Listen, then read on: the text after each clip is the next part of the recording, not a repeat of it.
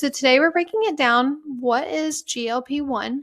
How do these medications work? And most importantly, what do dietitians think about them? I want to also first give the disclaimer that I am a registered dietitian. I cannot prescribe medication to any of my clients. This is something that is out of my scope of practice, but it's something that I still have lots of opinions on because it is so pertinent to one's nutrition and lifestyle and weight management. And I know a lot of my clients have a lot of questions. I've come across a lot of people that ask what my thoughts are on this. So thought it was only appropriate to cover it on the podcast. Let's get into the basics. What is GLP-1?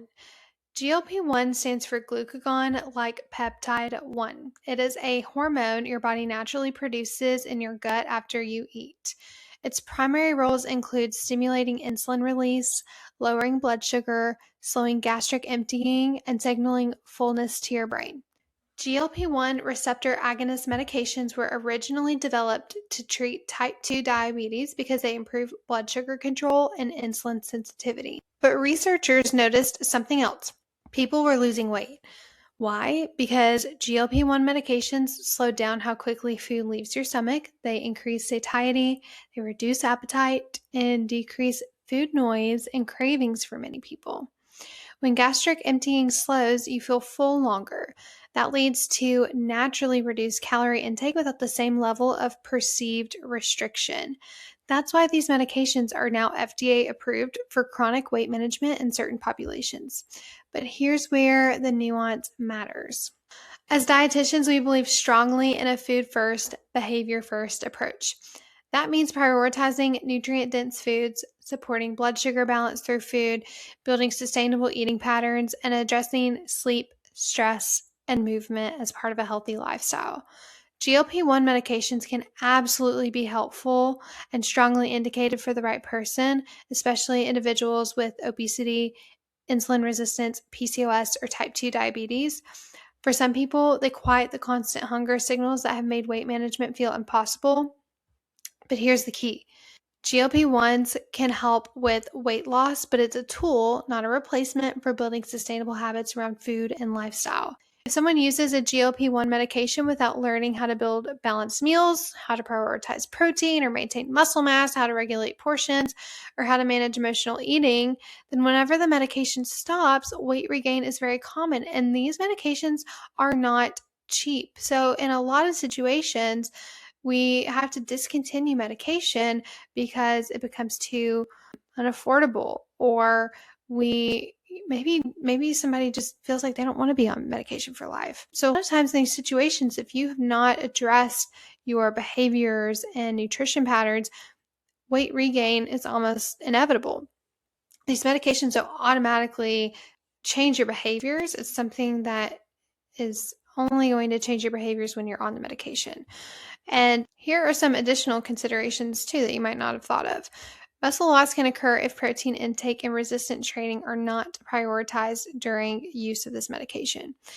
GI side effects like nausea, constipation, or reduced appetite can make it hard to meet your nutrient needs.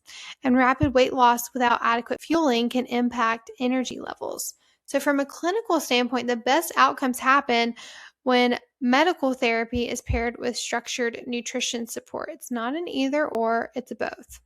If someone is using or considering a GLP-1 medication, here's how we approach it as dietitians. And specifically, this is how I approach this in my clients that are utilizing these medications. Number one, we've got to prioritize protein. We want most of your meals to have a quality source of protein, and a lot of times we're also implementing protein drinks because appetite is so low. A lot of times it's easier to drink some of your nutrition as opposed to eating a meal. And this is where protein drinks, protein shakes can come into play. We've got to aim for adequate protein at each meal to preserve lean muscle mass because eating opportunities are much fewer. Protein becomes so much more important. Resistance training really matters too. So weight loss without strength training can increase the risk of muscle loss. It changes your body composition. It encourages both fat and muscle loss. So if we are not stimulating the muscle to at least maintain the muscle that you currently have, or the lean body mass that you currently have, you're going to lose it. So we've got to make sure that you're doing some form of resistance training, whether that's with weights, whether that's with body weight, whether you're going to classes or you're doing Pilates or doing something that is challenging and stimulating the muscle. Number 3, don't ignore micronutrients. So smaller appetite means less total intake, which can increase the risk of deficiencies if meals are not intentional. You've heard me talk so much about the importance of fiber. It's going to be really hard to get enough fiber if you're eating less. It's going to be hard to get your B vitamins, vitamin C, vitamin A, potassium, sodium, magnesium. These are all really, really important nutrients that come through eating a variety of different foods and eating enough food. So if we're eating less, you're probably not going to be getting the amount of nutrients you need. So in a lot of these scenarios, we'll recommend some supplements or vitamins for certain individuals.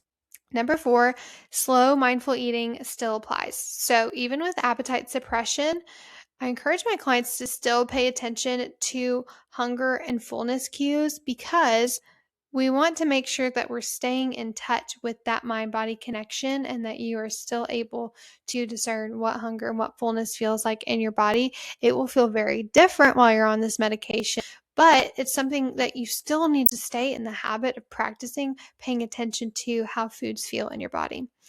And then the last one, have a long-term plan. Is this medication a short-term bridge to kind of get you to a healthy starting point of somewhere that, you feel like you have plateaued and you're out of options?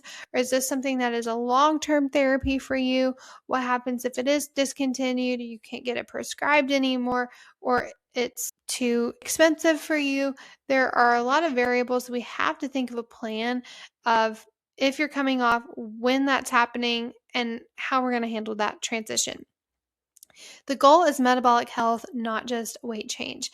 And obesity is a complex chronic condition.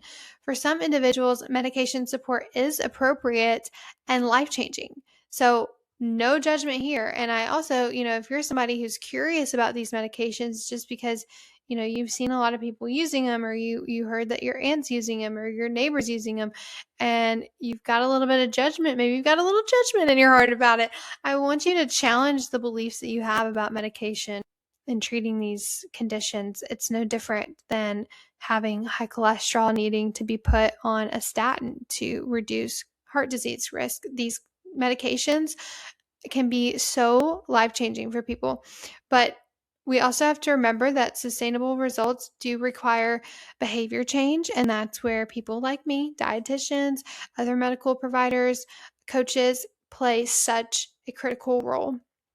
So here's the bottom line. GLP-1 medications are powerful tools. They improve your blood sugar control. They can support meaningful weight loss, but they are not magic. The most successful outcomes happen when medical therapy meets nutrition guidance, strength training, and lifestyle support. Working with a provider, having a trusted medical team, having coaches that you can lean on and keep that kind of accountability system with.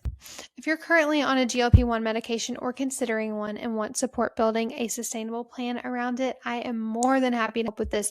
This is what I've helped several of my clients who have utilized GLP-1 medications. They've seen great success. It must be in conjunction with nutrition support. When we focus on protecting muscle mass, optimizing protein intake, managing side effects, and creating habits that last beyond prescription, we have lasting results. So if you're interested in coaching, my email is linked in the show notes. Please reach out and we can talk about what support would look like for you. Thanks so much for listening.